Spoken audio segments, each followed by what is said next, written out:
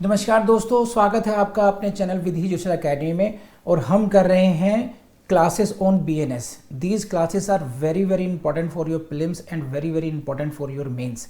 ये जो चैप्टर है आपका जनरल एक्सेप्शंस का, this spreads from section 14 to 44। बहुत अच्छे तरीके से आपने करना है इस चैप्टर को। Let's start section 15। This is section 15 BNS 77 IPC. What is this? Important only for prelims, not important for your mains.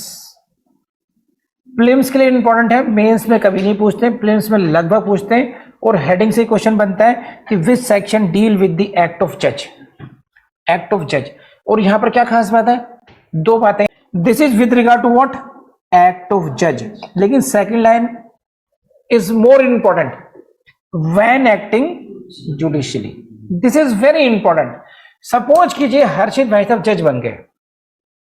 एक फिल्म आई थी, या आई थिंक वो वेब सीरीज थी, क्या थी, उसमें रवीना टंडन एडवोकेट बनी हुई है। और जो जज कौन बने? हाँ, पटना शुक्ला। किसके साथ देखिए?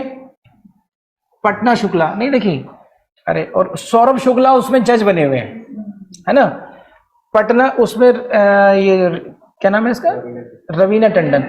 ये उसमें एक एडवोकेट बनी हुई है। तो उसमें क्या दिखाते हैं कि ना, जज साहब जो हैं 5 बजे के बाद जब वो अपनी वाइफ के साथ सब्जी खरीदने के लिए मिलते हैं कई बार मार्केट में, वो यानी तो कई बार फिर वो जो वकील साहब की और जज साहब की वहां पर कन्वर्सेशन दिखाते हैं। तो अगर आप जिन्होंने देखा तो उनके लिए ज्यादा क्लैरिटी हो गई, नहीं तो आप एज्यूम कर लीजिए कि एक जज तभी है, या उसको जो इम्यूनिटी मिलती है, उसको जो पावर मिलती है, when he is acting as a जज। As a person, when you are acting judicial officer, you will get those benefits. But when you are acting in personal capacity, आप सब्जी खरीदने गए, मार्केट में गए हैं, अपने और फैमिली मैटर्स में इन्वॉल्व हैं आप, then you are not acting judicially. तो इसमें यही डिफरेंस करना है आपको। कई बार एकदम पहला जो ऑप्शन होता है वो होता है एक्ट ऑफ ए जज। थर्ड ऑप्शन होता है एक्ट ऑफ ए जज व्हेन एक्टिंग जुडिशियली। तो आउट ऑफ ओवर एंथुसियाज्म जो है ना, एक्ट ऑफ जज मिलते हैं, उसको टिक करते हैं। Correct line will be what? Act of जज व्हेन एक्टिंग जुडिशियली। पढ़ लेते हैं क्या कहता है, देखिए। Nothing is an offence which is done by a जज। कोई बात अपराध नहीं होगी जो कि उसके द्वारा की जाए, जज के द्वारा की जाए। लेकिन कब की जाए?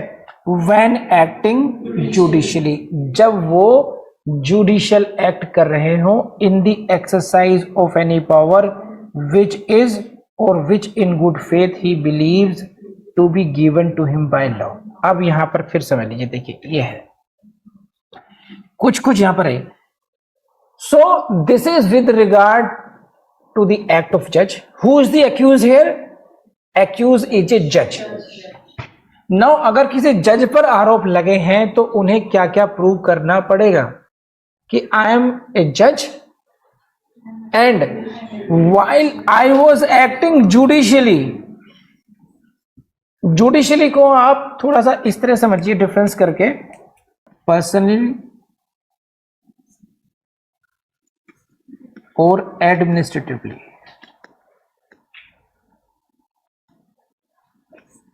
एडमिनिस्ट्रेटिवली क्या मतलब है इस बात का? एक जज एडमिनिस्ट्रेटिवली भी काम करता है। कितने आप लोगों में से इस बात को समझे? Please raise hand. एक जज एडमिनिस्ट्रेटिवली भी काम करता है। देखिए, जैसे मैं हूं right now, I am acting as a teacher. मैं आपको टीच कर रहा हूं। But while I will go into the office, I will be taking administrative work of my coaching. तो मेरी दो कैपेसिटी हो गई है कि नहीं है? जब मैं स्टूडेंट से इंटरेक्ट कर रहा हूं, आई एम एक्टिंग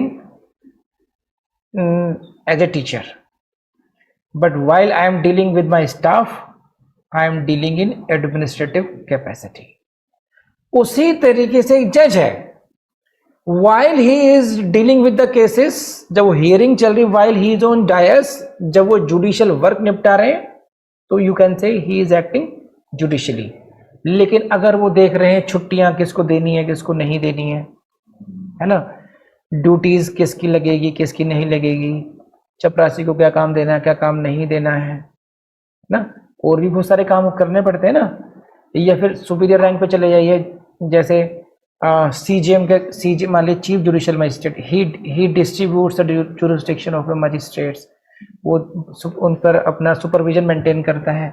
डिस्ट्रिक्ट जज पूरे के पूरे एडमिनिस्ट्रेशन को देखते हैं, कौन सी बिल्डिंग बनेगी कहाँ बनेगी इसकी मेंटेनेंस करानी है, नजारत को देखते हैं, बहुत सारे डिपार्टमेंट होते हैं है ना। तो you will have to distinguish, you will have to focus कि this section specifically deals with what, while acting judicially, when acting judicially. तो अब मैं समझता हूं आपको इस शब्द के अब कभी नहीं भूलेंगे इसको। देखिए ये कितना इजीली आप इसको ओवरलुक कर सकते थे, लेकिन ये यही शब्द है जब आप मेंस में लिखेंगे तो आप जुडिशियली को समझाइए कि it means he should not be acting administratively और इन पर्सनल कैपेसिटी। देन एग्जामिनर को समझ में आएगा कि हाँ इस व्यक्ति को जुडिशियली का मीनिंग समझ में आता है। समझ में बात है? आपको बहुत जज बनने के लिए बहुत बड़ा विद्वान बनने की जरूरत नहीं है बिल्कुल भी। आपको जो चीजें बेसिक्स हैं, आसान चीजें आपके सामने हैं, उनको अच्छा करने की जरूरत है बस। उसी में बहुत सार छुपा हुआ है। कहते हैं ना भगवान अंदर ही मिल जाएंगे, यहां वहां भटकने की जरूरत नहीं है।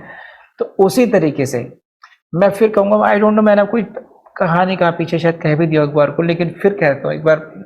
मेरा अभी बहुत ही हाल में बहुत ब्रिलियंट स्टूडेंट का इंटरेक्शन हुआ और विधि क्लास भी ले रहा है, वो ऐसी बात भी नहीं है।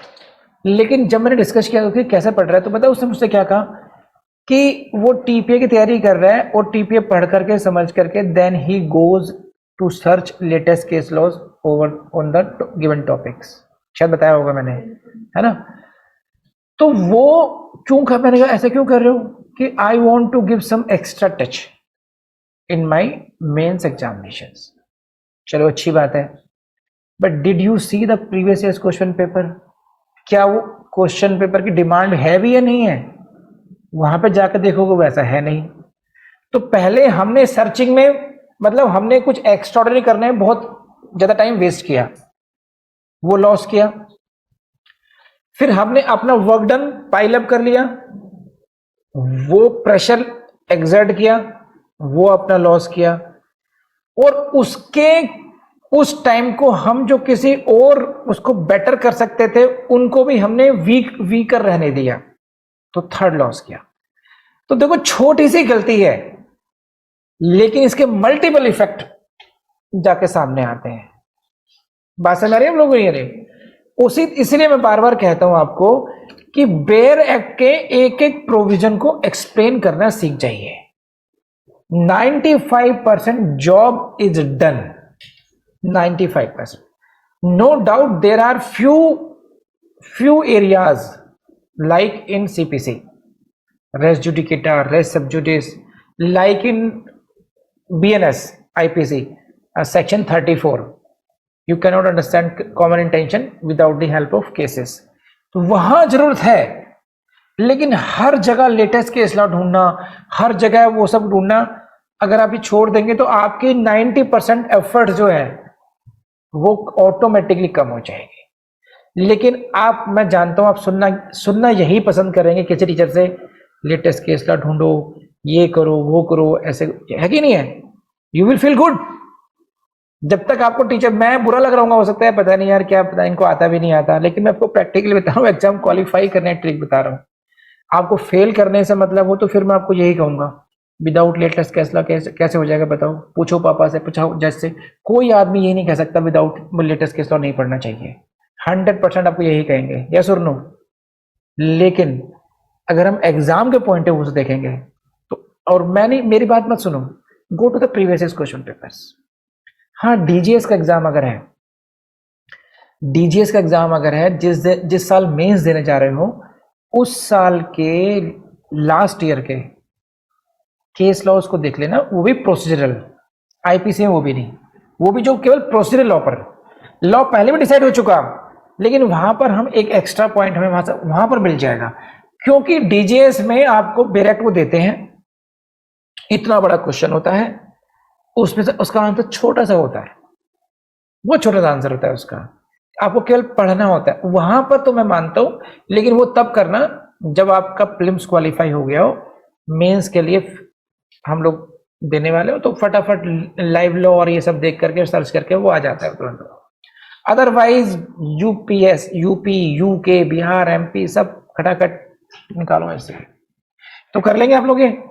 तो बार बार मैं आपको समझाता हूं ताकि आपकी माइंड की इंक्लिनेशन वैसी डेवलप हो कि अगर मैं जुडिशियली को डिफरेंस करना है तो इसको आप एक्सप्लेन करें वहां पर। ये अब आ जाइए, देखिए next is very important. Again यहां पर देखिए क्या है, दो बातें समझ ली हम लोगों ने, जज हैं और क्या कर रहे हैं, एक्टिंग जुडिशियली।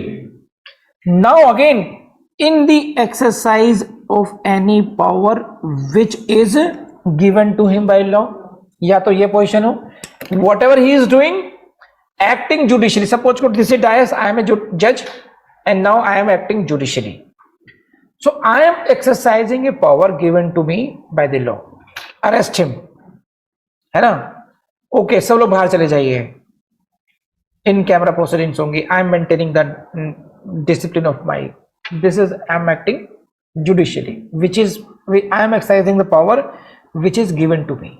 ये तो हो गया 100% वाला काम। समटाइम्स it may happen, क्योंकि जब when you are exercising the power given to you, there should be no case for punishing you। कहां पर दिक्कत आएगी, कहां पर आप पर आरोप लगेंगे, आपने ऐसा कैसे कर दिया। आप एज ए जज ऐसा नहीं कर सकते थे, समझ रहे हैं बात ये। मान लीजिए किसी उठा पटक लगाओ, नहीं पर उठा पटक की तो आपको पावर ही नहीं थी, या आपने किसी एडवोकेट से कहा कि आपके खिलाफ मैं कंटेम्प्ट करूंगा, आपका मैं लाइसेंस छीन लूंगा, है ना, या आपने पुलिस का तेरी तो यू आर सस्पेंडेड, सस्पेंड करने की पावर आपके पास नहीं थी।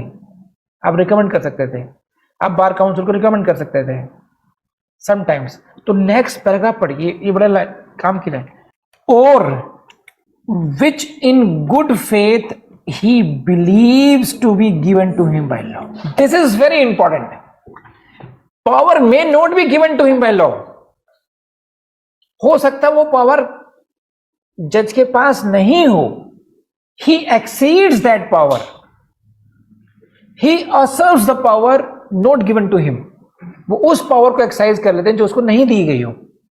But if he is a जज and if he is acting judicially, and third in good faith he believes that he has that power, even in that case nothing is an offense which is done by him, तब भी वो बात अपराध नहीं मानी जाएगी। तो second category को अप्रिशिएट कर पा रहे हो नहीं कर पा रहे हो। सेकंड कैटेगरी कौन सी है, this power is not given to him, ये जो पावर है any power, this is not given to him, but in good faith he believes that this power is given to me. If it is so, nothing is an offense if it is done by him. बोलो हाँ है ना, जल्दी बताइए मुझे। अब जाइए आप सेक्शन 15 को 15 को पढ़ो भाई, क्या पढ़ोगे। नहीं ये वीडियो आपने देखा, उम्मीद आपको पसंद आया होगा, आपने लाइक भी किया होगा, कमेंट भी किया होगा और शेयर भी करेंगे। आज मैं आपको एक टिप और देता हूँ यहाँ पर, ये कि आपको रिवीजन कैसे करना चाहिए। देखिए रिवीजन के लिए आपको एक्स्ट्रा टाइम तो देना वो तो करते ही करते हैं, लेकिन मैं आपको टिप देता हूँ। आपको जो आपका ट्रैवलिंग टाइम है, जो आपका खाने का टाइम है, जो वेटिंग टाइम है, उसमें थोड़ा थोड़ा रिवीजन करना शुरू कीजिए। आप देखेंगे आपका बहुत टाइम बचेगा, इसमें बहुत टाइम बचेगा और आप बहुत फास्ट लर्निंग कर पाएंगे। Thank you very much.